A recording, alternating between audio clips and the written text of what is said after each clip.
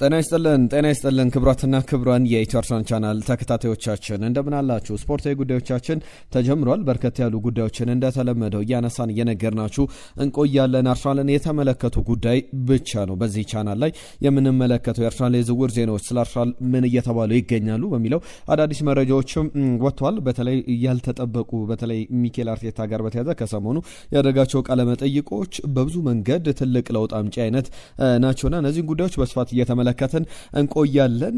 ሌሎችም ሀሳቦች የምናነሳቸው ጉዳዮች ይኖራሉ። አርሰናልን በተመለከተ በማስታወቅ እንጀምር እስቲ። የአርሰናል የውድድር ዘመን ዋነኛው ጉዳይ የቻምፒየንስ ሊግ ፋይናል ነው። በቻምፒየንስ ሊግ ፋይናል ላይ ዩሪን ቲምበር ይሰለፋል የሚለው ጉዳይ ላይ አዳዲስ ሲወጡ መረጃዎች አሉ። ከዛ በተጨማሪም ቻምፒየንስ ሊግ ፋይናል ላይ ፒኤስጂ ከአርሰናል ሊፎካከሩባቸው የሚችሏቸው ነገሮች ምንድናቸው ብለን ጥቂት ነጥቦችን እናነሳለን። ትናንትናም በዝርዝር ያነሳናቸው ጉዳዮች እንዳሉ ይታወቃል። ሚኬል አርቴታ ከሰሞኑ በነበረው አንድ ቃለ መጠይቅ ላይ የተናገረው ነገር በጣም አነጋጋሪ ሆኗል። ስለ ዴክላን ራይስ ዝውውር፣ ከዛ በተጨማሪም የዳቪድ ራያን ዝውውር በተመለከተ ያነሳቸው ያልተጠበቁ የአርሰናል ቦርድ ውስጥ የነበሩ ንግግሮች፣ ጥርጣሬዎች፣ ድርድሮች ምን ይመስሉ ነበር የሚለውን እናነሳለን። ስለ ሉዊስ ስኬሊ፣ ስለ ሮቨን ቫን ፐርሲ በተለይ የዴኒስ ቤርካምፕን ልምምድ እንዴት ሲመለከት እንደነበረ የሚያሳይ አንድ አስገራሚ ቃለ መጠይቅ ተመልክቻለሁ። ብዙ ነገር ትማሩበታላችሁ፣ ታውቁበታላችሁ ብዬ አስባለሁ። በጣም አነጋጋሪ የሚባል ቃለመጠይቅ ነው። የዴክላን ራይስ የፔፕ ጋርዲዮላም ዝውውሮች ጥያቄ አካል እንደነበረ ይታወቃል። ዝውውሮች ላይ ከአርሰናል ጋር በተያዘ የጁኒየር ክሩፒ ጉዳይ፣ የሞርጋን ሮጀርስ ጉዳይ፣ የአሌክስ ስኮት ጉዳይ አሁንም ጠበቅ ብለው በአርሰናል በኩል እየተነሱ ይገኛሉ። በተለይ የመጀመሪያው የአርሰናል ፕራዮሪቲ ቅድሚያ ሰጥቶ ዝውውር ላይ የሚገባበት ዝውውር የማን ነው በሚለው ጉዳይ ላይ ተፎካካሪም ያለበት አይመስልም። ብዙ የቼልሲ ፍላጎቶች አሉ። ነገር ግን እነማን ወደ አርሰናል ሊመጡ ይችላሉ? አስቀድመው መጀመሪያ አርሰናል የክረምቱ ፈራሚ ሊሆን የሚችል ተጫዋች ማን ነው በሚለው ላይ የጋብሪኤል ጀሱስ ዝውውርም ላይ በርካታ ክለቦች ጥያቄ እያቀረቡ ይገኛሉ። እዚህ አትሌቲክ ይዞት የወጣው ያልተጠበቀ መረጃ አለ። እነዚህን ጉዳዮች በስፋት እየተመለከተን እንቆያለን። አብራችሁን ቆዩ። ይህንን ቪዲዮ ላይክ አድርጋችሁ ጀምሩ። ሀሳብ አስተያየት መልእክቶቻችሁን ደግሞ እየላካችሁልን አብራችሁን እንድትቆዩ እንጠይቃለን። የፕሪሚየር ሊጉን የአመቱን ምርጥ ዝውውርም እናነሳለን። አርሰናል በእርግጥ 6 ዝውውሮችን አድርጓል። እኛ የፕሪሚየር ሊጉን ከማንሳት ይልቅ ለእናንተ ከቪክተር ዮኬሬሽ ከሌሎችም ተጫዋቾች ለምሳሌ ከዚህ ከዙቢሜንዲ ከቪክተር ዮኬሬሽ ከኖኒ ማዱዌኬ ከነ ኤበረቼዜ ከፒየሮ ኤንካፔ ጀምሮ ሞይስኬራንም ስንጨምሮ ለእናንተ ምርጡ ዝውውር ማነበር? ሀሳብ አስተያየቶቻችሁን እየጻፋችሁልን አብራችሁን ቆዩ። የዴክላን ራይስን ጉዳይ አንስቼ ልጀምር። ዴክላን ራይስ ወደ አርሰናል ሲመጣ ምን እየጠበቅ ነበረ የሚለውን እናንሳ። በእርግጥ ከማንቸስተር ሲቲ ጋር በጣም ተፎካክሮ አርሰናል ያስፈረመው ዝውውር እንደሆነ ይታወቃል። አሰልጣኝ ፔፕ ጋርዲዮላ በካልቨን ፊሊፕስን ወይስ ደግሞ ዴክላን ራይስን ላስፈርም በሚል በሁለቱ ተጫዋቾች በኩል ነበረ አንድ አማራጭ መምረጥ የነበረበት። ማንን ላስፈርም የሚለው በጣም ወሳኝነት የነበረው ጉዳይ ነው 2022 ላይ። ከዛ በኋላ አርሰናልም ትልቅ ጥያቄዎችን ይዞ የቀረበበት ጊዜ ነበረ። የሚኬል አርቴታን ውሳኔዎች እናነሳለን። ለምን ዴክላን ራይስን ለማስፈረም ፍላጎት እንዳሳየና ፔፕ ጋርዲዮላ ግን በወቅቱ ምርጫውን ያደረገው አንድም ከውጭ አንጻር፣ ከዛ በተጨማሪም ካልቨን ፊሊፕስ ከዴክላን ራይስ በበለጠ ፓሲንግ ሬንጁ ፓስ የሚያደርጋቸው የኳስ ቁጥሮች መጠኖችም አይነቶችም የበለጡ የተሻሉ ናቸው፣ ስካን በማድረግም ከዴክላን ራይስ የተሻለ ነው በሚል ዴክላን ራይስን ትቶ የመረጠው የካልቨን ፊሊፕስን ዝውውር ነበር። ሁለቱ ያሉበትን ደረጃ በደንብ መመልከት ይቻላል። አርሰናል ሚኬል አርቴታም ዴክላን ራይስን ከማስፈረሙ በፊት አንደርስታንድ ያደረጋቸው ነገሮች ነበሩ። ዴክላን ራይስ ወደ ኦል ኦር ነቲንግ ዶክመንተሪ ሄደና ዶክመንተሪውን በደንብ ከተመለከተ በኋላ የአርሰናልን ተጫዋቾች የእንግሊዝ ብሔራዊ ቡድን ውስጥ ያሉት እነ ቡካዮ ሳካን እንዲሁም አንዳንድ ተጫዋቾችን ማማከር ጀመረ። ወደ አርሰናል በመጣ ትክክለኛ ቦታ ነው ወይ በሚል እና እነሱም ሌላ ከሚኬል አርቴታ በበለጠ ነገሮችን አስረድተውት ያንን ውሳኔ እንዲወስን ምክንያት እንደነበረ የሚያሳዩ ዘገባዎችን በደንብ ተመልክተናል። ከዛ ውጭ ግን የአሰልጣኝ ሚኬል አርቴታ ሀሳብም በጣም አነጋጋሪ ሆኖ አግኝቼዋለሁ በዴክላን ራይስ ጉዳይ ላይ። ዴክላን ራይስ ወደ አርሰናል በሚመጣበት ሂደት ላይ ለምንድን ነው እሱ ለማስፈረም የመረጥ ነው? 100 ሚሊዮን ፓውንድ ወይም በዶላር ብንመነዝረው 131 ሚሊዮን ዶላር ወይም 105 ሚሊዮን ፓውንድ አካባቢ ይደርሳል። 100 ሚሊዮን ፓውንድ የመጀመሪያ ክፍያ፣ አዶንሱ ሲጨማመር ደግሞ 105 ሚሊዮን ፓውንድ ይደርሳልና በጣም ለኛ ትልቅ ሞመንት ነበረ ይላል። ኮንስታንትሊ በቋሚነት መልእክቶችን እየላከን ነበረ፣ እየተፎካከርን ነው፣ እየመጣን ነው የሚለውን ያንን ደግሞ ለተጋጣሚዎቻችን ሲሪየስ መሆናችንን ለዋንጫ እንደምንመጣ መፎካከር እንደምንፈልግ ትልልቅ ተጫዋቾችን በማስፈረም ማሳየት ነበረብን። እንደምንፈልገውና እንደማንፈልገው ለሰዎች እንዲሁም ደግሞ በዛ ሂደት ላይ ለደጋፊዎቻችንም ለተጋጣሚዎቻችንም ማሳየት ጠንካራ መልእክቶችን ማስተላለፍ ነበረብንና አርሰናል ወደ ሌላ ደረጃ በፊት እንደነበረው አርሰናል የሆነ አይነት ተጫዋች ለምሳሌ መስቶዝልን አስፈርሞ ከዛ በኋላ ሌላ የሚያጠናክር ዝውውር ሳያደርግ የነበሩ ወጣት ተጫዋቾችን እየሞከረ የሚቀጥልበት አይነት በዛ ደረጃ አልነበረም። ከዛ ሻል ያለ ደረጃ ተጋጣሚዎቻችን አርሰናል ሌላ ሌቨል ላይ የሆነ ሌላ ደረጃ እየተሻሻለ ፋይናንሻሊም በመፎካከር ደረጃም በአምቢሽን ደረጃ በፍላጎት ደረጃም ጭምር ያንን ማሳየት ነበረ የምንፈልገውና የምንመለምላቸው ተጫዋቾችም ያንን እንዲያሳዩልን እንፈልግ ነበር ይላልና በጣም ትልልቅ ክለብ እንደሚያደርገው እንደ ትልቅ ክለብነታችን ያንን ማድረግ ነበረብና መልእክት ማስተላለፊያ ነበር የዴክላን ራይስ ዝውውር በሚል ያነሳል። ሌላኛው አስገራሚ ዝውውር ቀደምም ሳነሳላችሁ ነበር የዳቪድ ራያ ዝውውር። ዳቪድ ራያ በጣም ሲመጣ ብዙዎች ተጠራጥረው ነበረ። በተለይ ዳቪድ ራያ አሮን ራምስዴል በነበረበት ሰዓት ላይ የመጣ ነውና ለአንድ አሰልጣኝ እንዴት አይነት ዝውውር ማድረግ እንዳለበት ከዛ በተጨማሪም ሚኬል አርቴታን እርግጠኛ ነው ወይ አምነበታል ወይ ተብሎ አንዴ አይደለም ሁለቴ አይደለም 3 4 5 ጊዜ እንዲጠየቅ ምክንያት ነበርና እኔ አምኜበት ነበረ ለውጥ ማምጣት እንደነበረብን። አሮን ራምስዴል ጎበዝ ግብ ጠባቂ አይደለም እያልኩ አይደለም፣ ኳሊቲዎች ያሉት እያልኩ አይደለም። ነገር ግን ለዋንጫ ለሚጫወት ቡድን ከአሮን ራምስዴል የተሻለ እንደ ዳቪድ ራያ አይነት ግብ ጠባቂ እንደሚያስፈልገን አምን ነበርና በወቅቱ ዳቪድ ራያ አቬለብል እንደሆነ ገበያው ላይ እንዳለ ማስፈረም እንደምንችል በማቅበት ጊዜ ላይ ለአርሰናል ቦርዶች ማሳወቅ ነበረብኝ እንዲያስፈርሙት። ነገር ግን በጣም ጥርጣሬ ነበራቸው። አሮን ራምስዴል በቂ ነው ተብሎ በአርሰናል ቤት ይታመን ነበር። አንደኛው የወቅቱ ስፖርቲንግ ዳይሬክተር አጠቃላይ ኤዱ ጋስፐር ነበርና ኤዱ ጋስፐር እንኳን ደግሞ ደጋግሞ ለእኔ ከባድ ጊዜ ነበረ ይላል ሚኬል አርቴታና ወደ ላይ ወዳሉት ሰዎችም ማስረዳት ይኖርብናል። ሜክ ሴንስ አያደርግም፣ የሆነ አይነት ትርጉም አይሰጥም። አሮን ራምስዴል እያለ ዳቪድ ራያን ማምጣት ምን አይነት ገንዘብ ማባከን ነው ሊያስብል ይችላልና 100% እርግጠኛ ነው ወይ ብሎ ኤዱ ጋስፐር ይጠይቋል። ከዛ በኋላ ደግሞ ደጋግሞ ይጠይቋልና እርግጠኛ ነው ወይ? አዎ። እርግጠኛ ነው ወይ? አዎ። ከዛ በተጨማሪም በደንብ አስፈልጎክ ነው ወይ ዝውውር እርግጠኛ ነው ወይ ብሎ ደግሞም ይጠይቋልና በደንብ ፕሊስ አስፈርምልኝ ብዬ ጠየቅኩት ይላል ኤዱ ጋስፐር። ቦርዱን አሳመነ። ከዛ በኋላ ዳቪድ ራያ ወደ አርሰናል መጣ። እንግዲህ የዋንጫ አሸናፊነትና በአሮን ራምስዴል በኩል አርሰናል ደጋፊዎች አሁንም በጣም የሚወደድ አይነት ግብ ጠባቂ ነው። እንዴት ታስታውሱታላችሁ እስቲ አሮን ራምስዴልን? ነገር ግን አሁንም የሚወደድ ግብ ጠባቂ እንደሆነ የሚያጠራጥር አይደለምና በዛ ደረጃ ያንን ሲያነሳ ተመልክቻለሁና በጣም አነጋጋሪ ጉዳይ ሆኖ አግኝቻለሁ። እናንተስ ምን ሐሳብ አላችሁ? ትክክለኛ ውሳኔ ነበረ ትላላችሁ? በወቅቱ በእርግጥ አርሰናል ተጫዋቹን ለማስፈረም ኢናኪ ካና የግብ ጠባቂው አሰልጣኝ አርሰናል በዛው በቡድኑ ስለነበረ ዳቪድ ራያን ደግሞ አሰልጥኖት ያውቃል፣ በብሬንትፎርድ ያውቀዋል። አንድም ለዝውውሩ መሳካት ትልቁ ምክንያት የኢናኪ ካና ግንኙነትም እንደነበረ ይታወሳልና አርሰናል ባየር ሙኒክ ከማስፈረሙ በፊት ያስፈረመው ግብ ጠባቂ ነውና በደንብ ተፋልሞ ያገኘው ግብ ጠባቂ ነው ማለት ይቻላል። የሚኬል አርቴታ ጉዳይ ሌላኛው የፕሪሚየር ሊጉ ምርጥ አሰልጣኝ ተብሎ ተመርጧልና አርሰን ቬንገር 3 ጊዜ አሸንፎት ያውቃሉ። 1997 98 2001 2002 2003 2004 ላይ ያስፈርሞት ያውቃሉና ከአርሰን ቬንገር የ2003 2004 ወይም ከ2 ዓመታት በፊት ካስፈረሙት ከዚህ ካሸነፉት ድል በኋላ አንድም የአርሰናል አሰልጣኝ በዛን ሂደት ላይ አላሸነፈም ነበረ። በዛ ሂደት ለምሳሌ እነ ቶኒ ፑሊስ አይነት ክላውዲዮ ራኔሪ፣ አንቶኒዮ ኮንቴ፣ እነ ፔፕ ጋርዲዮላ ለምሳሌ ወደ 5 ጊዜ እኔ ሽልማት አሸንፏል። ሰር አሌክስ ፈርጉሰን በጣም በተደጋጋሚ ያሸነፉት ሽልማት እንደሆነ ይታወቃል። ጆዜ ብንመለከት ጆዜ 3 ጊዜ 4 ጊዜ ይህንን የዓመቱ ምርጥ መባልን በመባል ያሸነፉባቸው ጊዜያት አሉና አለም ፓርዲው ጭምር አሸንፎት ያውቃሉና ለአርሰናል ግን በአርሰናል አሰልጣኝነት ሚኬል አርቴታ ከረጅም በኋላ አመታት በኋላ ያሳካው ስኬት እንደሆነ ይታወቃል። የፕሪሚየር ሊጉ ምርጥ ዝውውሮች ይፋ ተደርጓል። ቪክተር ዮኬሬሽ የፕሪሚየር ሊጉ ምርጥ ዝውውሮች መካከል አንዱ ተብሎ ተካቷል። ጃኦ ፔድሮ ከቼልሲ፣ እነ ሶለመንስ፣ አንቷን ሴሜኒዮ፣ ራያን ሸርኪ እንዲሁም ደግሞ ዶሚኒክ ካልቨርት-ልዊን እንዲሁም ግራኒት ዣካ በዚህ ዝርዝር ውስጥ ተካቷል። እንደኔ ዶሚኒክ ካልቨርት-ልዊን ወይም ደግሞ ግራኒት ዣካ የሚያሸንፍ ይመስለኛል። እናንተስ ማንን ትመርጣላችሁ? ከሲዝኑ ምርጥ ዝውውሮች መካከል እንደ ገለልተኛ ደጋፊ ነገሩንም ስትመለከቱት የአርሰናል የግብ ጠባቂ አሰልጣኝ ናኪ ፔና አስተዋጽኦን ሳነሳ ነበረ። የኒኮላስ ጆቨርን ጉዳይ ደግሞ ላንሳላችሁ። ባለፉት ጊዜያት ላይ ኒኮላስ ጆቨር ስንት ይከፈለዋል በሚለው ጥያቄ በተለይ በእያንዳንዱ የአርሰናል የማዕዘን ምት ግብ፣ የቆሙ ኳሶች፣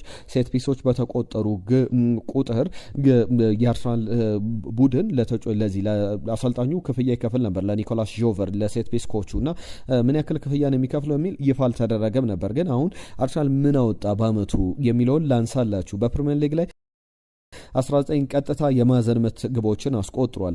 አጠቃላይ በሁሉም ውድድሮች ላይ ደግሞ ስንመለከት 34 የማዕዘን ምት ግቦችን አርሰናል አስቆጥሯልና 34 ግቦች ማለት በጣም ብዙ የሚባል ነውና በእነዚህ እያንዳንዱ ክፍያ 10,000 ፓውንድ ክፍያ ነበረው ቦነስ ማለት ነውና ያጠቃላይ 340,000 ፓውንድ ሳምንታዊ ባይሆንም ከሳምንታዊ ደሞዙ በተጨማሪም በአንድ ጊዜ በአመቱ ለምሳሌ በ34 ግቦች ያገኘው ክፍያ ነውና በጣም ጥሩ ማበረታቻ ይመስላል። አርሰናል እድገቱን እንዲጠብቅ ትልቅ አስተዋጽኦ ያደረገ ሰው ነውና በጣም መመስገን የሚገባው አርሰናልን በእጅጉ ያሻሻለ ነው።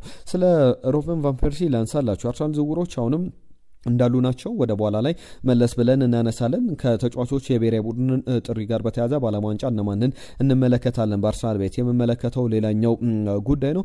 የቫን ፐርሲ ጉዳይ በጣም አነጋጋሪ አስተያየት ተመልክቻለሁ አንድ ቃለ መጠይቅ ላይ እና ቫን ፐርሲ ጃኩዚ ውስጥ ሆኖ ልምምድ ከተጠናቀቀ በኋላ ጃኩዚ ውስጥ ሆኖ በለንደን ኮሎኒ ልምምድ እየተመለከተ ይገኛል። ልምምዱ ተጠናቋል። ነገር ግን ዴኒስ ቤርካምፕ ከሁለት ታዳጊ ህጻናት ጋር ከፊትነስ ኮቹ ጋር ከጉዳት አገግሞ ልምድ እየሰራ ነበር። ታዳጊው ሩበን ቫን ፐርሲ የአገሩ ልጅ ዴኒስ ቤርካምፕን አርቆ ይመለከቷልና የአርሰን ቬንገር አንድ በኤምሬት ከሰሯቸው ስራዎች መካከል ስቴዲየሙን ከመገንባት በተጨማሪ በለንደን ኮሎኒ ደግሞ ልምድ ማዕከሉ በጣም ዘመናዊ እንዲሆን በወቅቱ ከነበሩት የልምድ ማዕከሎች ከዛ በተጨማሪ ለእይታ መስታወቶች ብቻ እንዲበዙበት ወደ ውጪ ብርሃናማ እንዲሆን ወደ ውጪ ያሉ እንቅስቃሴዎች በሙሉ እንዲታዩ ያደርገው ነበርና ቫን ፐርሲ እዛው ጃኩዚ ውስጥ ሆኖ መመልከት ይችል ነበርና ዴኒስ ቤርካምፕ ልምድ መስራት ጀመረና ምን ለራሱ ወሰነ ቫን ፐርሲ ዴኒስ ቤርካምፕ ልምድ እያደረገ ፓስ ሲሳሳት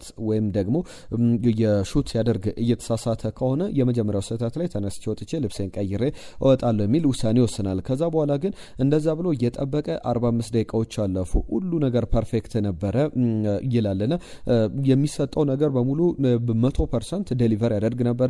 ሹቶችን ፓሶቹን የሚሳሳት አይነት አይደለምና እዛ ቁጭ ብዬ የማስብ የነበረው ይላል ቫን ፐርሲ ምን አይነት ተሰጥኦ እንዳለውና እኔ እንደሱ አይነት ትልቅ ተጫዋች ለመሆን እኔ ጥሩ እጫወታለሁ፣ በወቅቱ ጥሩ ተጫዋች እንደሆንኩ አውቃለሁ፣ ነገር ግን ምን እንደሚቀረኝ በደንብ የተገነዘብኩበት ነው ይላልና አንዳንድ ጊዜ ከትልልቅ ተጫዋቾች ጋር በቡድን ውስጥ መኖር አለባቸው፣ መሪዎች መኖር አለባቸው፣ ሌጀንደሪ ተጫዋቾች፣ ትልቅ ስኬት ያሳኩ ተጫዋቾች መኖር አለባቸው የሚባለው እንደዚህ የተጫዋቾችን ኢጎ ዝቅ በማድረግ ረገድ አሁን ቫን ፐርሲ ብቁ ነኝ ብሎ ያስብ ነበር፣ ነገር ግን ገና ብዙ መስራት እንዳለብኝ የተረዳውበት አጋጣሚ ነበር ብሎ ነገሩን መለስ ብሎ ያስታውሳልና አነጋጋሪ አጋጣሚ ነበረ ብሎ ማንሳት ይቻላል። እስቲ ከቸልሲ ባለፉት ዓመታት የፈረሙ ተጫዋቾች አሉ። አሁን ኤንዞ ፈርናንዴዝ ከቸልሲ ወደ አርሰናል ሊመጣ የሚችል ዝውውር ነው ተብሎ በጭምጭምታ ደረጃ በጣም ጠንከር ያሉ ዝውውሮች የዜናዎች ላይ ባይሆንም እየሰማ እንገኛለን። እናንተ ምን ትላላችሁ? ኤንዞ ፈርናንዴዝ ከቸልሲ ወደ አርሰናል መምጣት አለበት ብላችሁ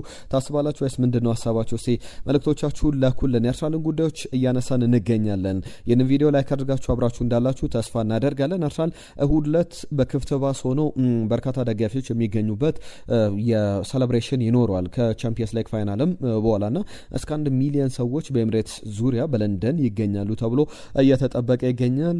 ብዙ ጉዳዮች ይጠበቁበታል። የቻምፒየንስ ሊግ ፋይናል ፋይናልን በተመለከተ ግን ቲየሪ ዳንኤል ኦንሪ እንዲሁም ደግሞ የፓሪስ ሰን ዠርመን ነው ፕሪንሰል ኪምፔምቤ የቻምፒየንስ ሊግ ፋይናል ላይ ዋንጫውን ይዘው ወደ ሜዳ ይዘው የሚገቡ ተጫዋቾች ሆነው ተመርጧል የሚሉ በጭምጭምታ ደረጃ በተለይ ኪምፔምቤ ትክክል ሊሆን ይችላል። ቲየሪ ዳንኤል ኦንሪ ግን አጠራጣሪ ነገሮች አሉ። እሱ በሌላ የሁለቱም ክለቦች ተወካይ ናቸው። ኪምፔምቤ እንደ ፓሪስ ሰን ዠርመን ሰው፣ ቲየሪ ዳንኤል ኦንሪ ደግሞ እንደ አርሰናል ሰው ያንን ያደርጋል ተብሎ ይጠበቃል። ነገር ግን ከቲየሪ ዳንኤል ኦንሪ ጋር በተያያዘ የፍጻሜውን ጨዋታ በቀጥታ ስርጭት ስለሚያስተላልፍ ብዙ ጥርጣሬዎች አሉ። የስነ ስርዓት ላይ ይገኛል ተብሎ አይጠበቅም። ጃክ ዊልሼርን በተመለከተ የሚነሱ ጉዳዮች አሉ። ወደ በኋላ ላይ መለስ ብዬ አነሳዋለሁ። የቻምፒየንስ ሊግ ፋይናልን በተመለከተ አርሰናል ከፓሪስ ሰን ዠርመን ብዙ እየተባለበት ያለ ጨዋታ እንደሆነ ይታወቃል። በዚህ ሂደት ላይ ፓሪስ ሰን ዠርመን በሊግ ላይ ያስቆጠራቸው ግቦችን ስንመለከት 74 ግቦችን አስቆጥሯል። አርሰናል በፕሪሚየር ሊግ